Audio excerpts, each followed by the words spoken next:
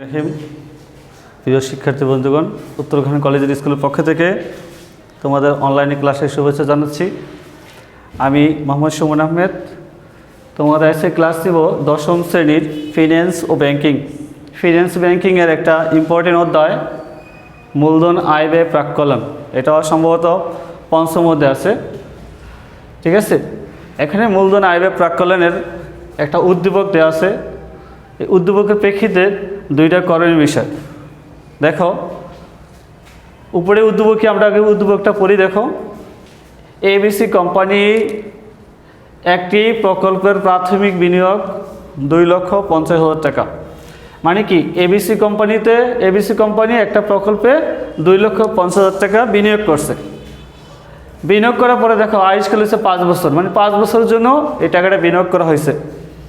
বিনিয়োগ করার পরে এই প্রকল্প থেকে আগামী 5 বছর পর্যন্ত কর পরবর্তী আয়, মানে কর বাদ দেওয়ার পর যে আয়টা আসবে, এখানে আগামী 5 বছরের আয়গুলো দেওয়া আছে, 1 থেকে 5 বছর। কিন্তু তোমাকে দেখো 1 নম্বরের করণীয় কী বিষয় বের করতে বলছে, নগদ আন্তঃপ্রবাহ নির্ণয় করো।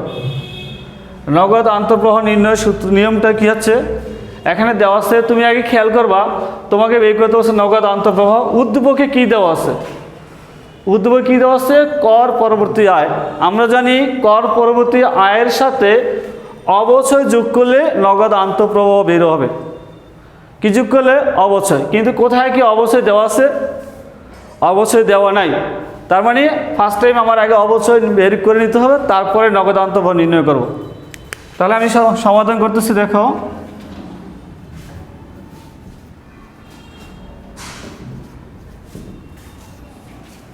ফার্স্ট টাইম আমরা কী বের করবো? অবচয়। এটাকে বলা হয় বার্ষিক অবচয়, মানে প্রতি বছর কয় টাকা অবচয় বেরোব। বার্ষিক অবচয় একটা সূত্র আছে, সেই সূত্র মাধ্যমে বের করব। সূত্র হচ্ছে প্রাথমিক বিনিয়োগ মাইনাস ভগ্নাবশেষ মূল্য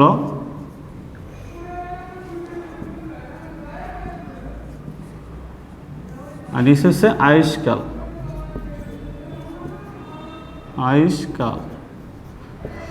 ভগ্নাবশেষ মূল্যকে আরও কিছু নাম আছে, সেটা হচ্ছে উদ্ধারকৃত মূল্য, অবশিষ্ট মূল্য, এরকম নাম থাকতে পারে। যাক, সূত্র লিখেছি, এখন মান বের করি আমরা। প্রাথমিক বিনিয়োগ হচ্ছে 2,50,000 টাকা। আর ভগ্নাবশেষ মূল্য মানে 5 বছর শেষে কত টাকা মূল্য থাকবে। এখানে কোথায় ভগ্নাবশেষ মূল্য দেওয়া নাই, তার মানে এখানে 0 হবে। আয়ুষ্কাল 5 বছর।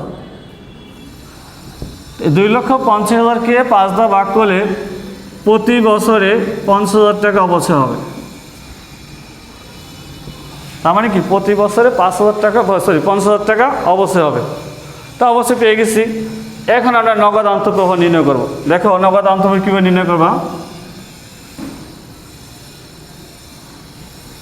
উপরে লিখে নিবা নগদ আন্তঃপ্রবাহ নির্ণয়।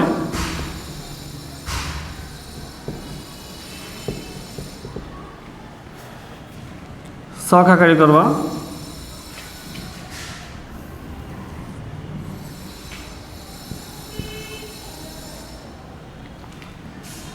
এটা হচ্ছে বিবরণ। 5টা টাকা 5 বছর হবে। তো এখন দেখো,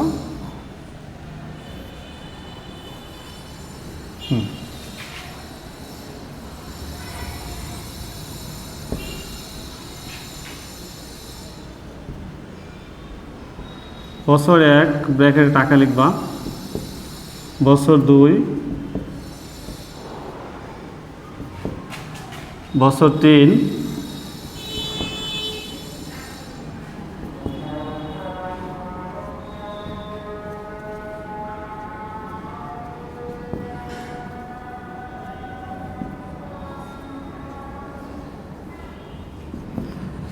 আচ্ছা 1 থেকে 5 বছর লিখছি। কিন্তু এখন দেখো প্রশ্নটা কী দেওয়া আছে, ফার্স্টে প্রশ্নটা লিখে লেখো, কর পরবর্তী আয়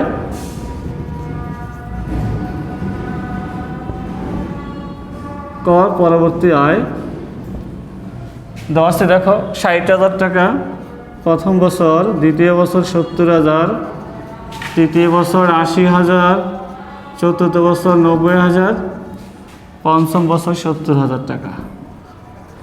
তাহলে কর পরবর্তী আয়ের সাথে আমরা তোমাদের এর আগে রুলস লিখে দিছি, ওই রুলস অনুযায়ী কর পরবর্তী আয়ের সাথে অবচয় যোগ করলে কী হবে? নগদ আন্তঃপ্রবাহ। তো লিখি যোগ অবচয়, প্রতি বছর অবচয় 50,000 টাকা,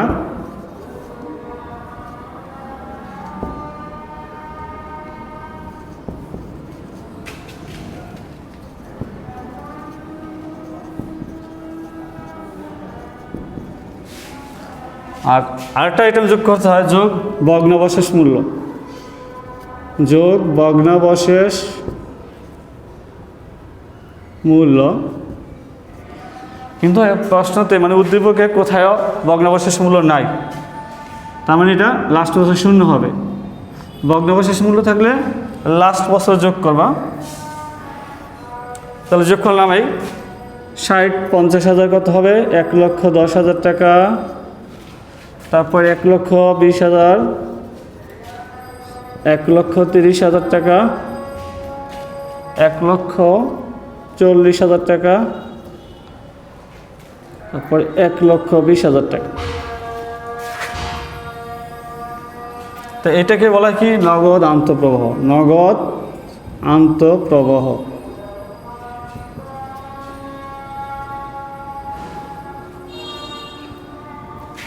ঠিক আছে? তার মানে কি?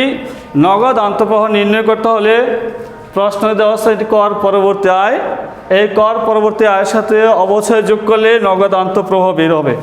এই জন্য আমি আগে অবচয় বের করে নিয়েছি, তারপরে কর পরবর্তী আয়ের সাথে প্রতি বছর অবচয় যোগ করা হয়েছে।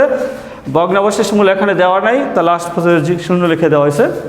আর যদি অ্যামাউন্ট থাকতো তারপর লিখতাম। তাহলে 1 নম্বর কোশ্চেন কমপ্লিট। ঠিক আছে, এবার 2 নম্বর আসো। 2 নম্বর বলছে পে ব্যাক সময় নির্ণয়। পে ব্যাক সময় মানে কি? পে ব্যাক, পে মানে যেটা আমি প্রকল্পে যে টাকাটা পেমেন্ট করছি, পে একটা পির মতন উচ্চারণ হয়, যে টাকাটা এখানে বিনিয়োগ করা হয়েছে ওই টাকাটা ব্যাক মানে ফেরত আসতে কত সময় লাগবে। তাই কত সময় সেটা আমরা নির্ণয় করব একটা সূত্র আলোকে। কিন্তু সূত্রটা নির্ণয় করার আগে এখানে তুমি প্রতি বছর যে টাকাগুলো পাইছো, আরেকটা জিনিস হচ্ছে পে ব্যাক সময় নির্ণয় করলে তোমার কী লাগবে? নগদ আন্তঃপ্রবাহ। কিন্তু প্রশ্নতে নগদ আন্তঃপ্রবাহ আমি বের করে নিছি, উদ্দীপকের দেওয়া নাই, কিন্তু আমার 1 নম্বর প্রশ্নতে কিন্তু আমি নগদ আন্তঃপ্রবাহ বের করে নিয়েছি। তাই মানে আমার এখানে ইজি হয়ে যাবে। তাহলে আমরা পে ব্যাক সময় নির্ণয় করেও উপরে লিখে নিবা। 2 নম্বর এখানে আছে 1 নম্বর কোয়েশ্চেন অ্যান্সার, এটা হচ্ছে 2 নম্বরের অ্যান্সার। উপরে লিখে নেওয়া পে ব্যাক সময় নির্ণয়, পে ব্যাক সময় নির্ণয়। তো নির্ণয় করার আগে এখানে পর্যায়ক্রমে টাকাগুলো লিখতে হবে।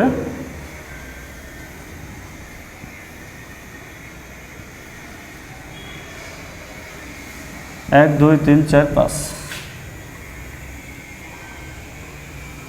মানে যত বছরের অঙ্ক থাকবে তার থেকে 2টা ছক বেশি করবা।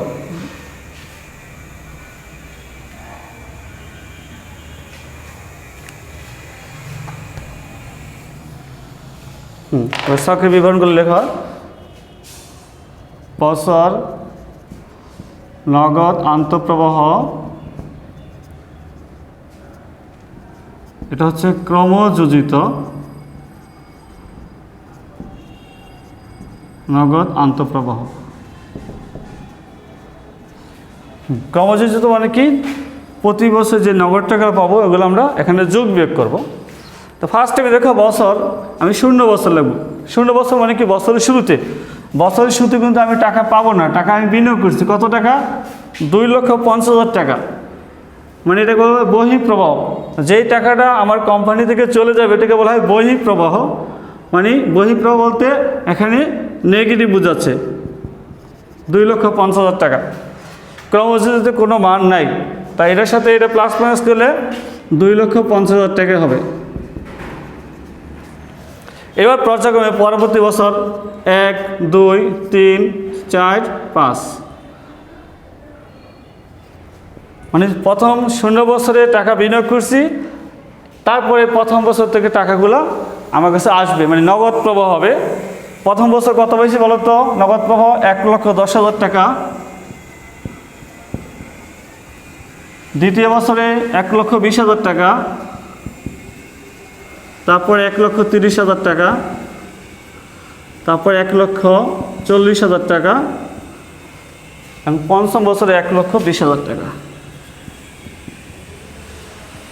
তাহলে আমি নগদ প্রাপ্যগুলো লিখে ফেললাম। এখন এই নগদ প্রাপ্যগুলো ক্রমযোজিত টাকার সাথে আমরা প্লাস মাইনাস করব। দেখো আমি 2,50,000 টাকা বিনিয়োগ করছি, প্রথম বছর কত পেয়েছি?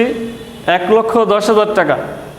তো 2,50,000 টাকার মধ্যে 1,10,000 টাকা প্রথম বছর পেয়ে যায়, তাহলে আমার আরও কয় টাকা শর্ট পড়ে দেখো তো, মাইনাস করে কত হয়? 1,40,000 টাকা। 1,40,000 টাকা। 2,50,000 থেকে 1,10,000 টাকা মাইনাস করলে 1,40,000 টাকা। এবার দ্বিতীয় বছর দেখো, দ্বিতীয় বছর কত পেয়েছি? 1,20,000 টাকা। 1,40,000 থেকে 1,20,000 বাদ দিলে হয় কত? আরও 20,000 টাকা শর্ট পড়ে, মানে দ্বিতীয় বছর আরও 20,000 টাকা শর্ট পড়ছে। এবার তৃতীয় বছর দেখো কত পাইছে? 1,30,000। আমার দরকার কত? 20,000 টাকা। তার মানে এখানে বেশি টাকা পেয়ে গেছি, তাহলে পজিটিভ আমার মান হবে 1,10,000 টাকা।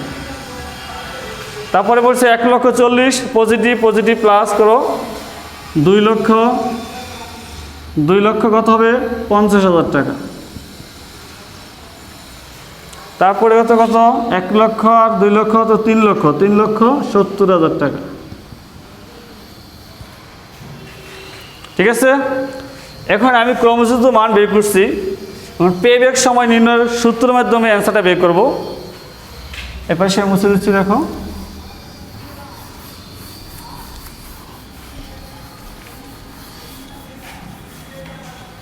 দেখো পে ব্যাক সময় সূত্রটা আছে, পে ব্যাক সময় সমান সমান, খেয়াল করো আমি বিনিয়োগ করছি 2,50,000 টাকা। এখানে দেখো দ্বিতীয় বছরে আমার 2,50,000-এর মধ্যে টাকা কাউন্ট করার পর আরও 20,000 টাকা শর্ট পড়ছে, কিন্তু তৃতীয় বছর কিন্তু আবার টাকা বেশি হয়ে যায়। আমি বেশি মান ধরবো না, তার মানে সময়টা 2 বছরে বেশি লাগবে আর 3 বছরে কম লাগবে। তার মানে পূর্ণ সংখ্যা হচ্ছে তাহলে 2 বছর ধরবা।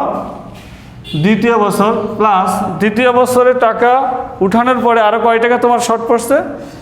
20,000 টাকা। এই 20,000 টাকা নিতে হবে তৃতীয় বছরে যে নগদ প্রবাহ পাবো সেই টাকা থেকে। 1,30,000 থেকে 20,000 টাকা পেতে কত সময় লাগবে? 1,20,000-কে 1,30,000 ভাগ করো, 2 বছর তো পূর্ণ সংখ্যা আসছে, আর সামথিং কত সময় লাগবে দেখো। 20,000-কে 1,30,000 ভাগ করি, আমরা ক্যালকুলেটর ইউজ করবো। দেখো 20,000 ভাগ 1,30,000 টাকা, এখানে বেরোতেছে 0.15। দশমিকের পরে আমরা 2টা সংখ্যায় লিখলাম, তাই না? তাহলে যোগ করি 2.15, যেহেতু সময় বের করতে সেটা বছরে উল্লেখ করবে, ঠিক আছে? মানে 2.15 বছর সময় লাগবে। তার মানে 2 নম্বর প্রশ্নের অ্যান্সার কমপ্লিট। তুমি যেই টাকাটা বিনিয়োগ করছো 2,50,000 টাকায় 2,50,000 টাকা উঠে আসতে 2.15 মানে বছর সময় লাগবে। ঠিক আছে শিক্ষার্থী, তোমরা বুঝতে পারছো? আগামী ক্লাসে তোমার নতুন একটা উদ্যোগ নিয়ে আসবো। আজ এই পর্যন্ত থাক, তোমরা পড়াশোনা করে ভালো করে পড়াশোনা করো। কোনো সমস্যা হলে তোমরা কমেন্টস করবা। আল্লাহ হাফেজ।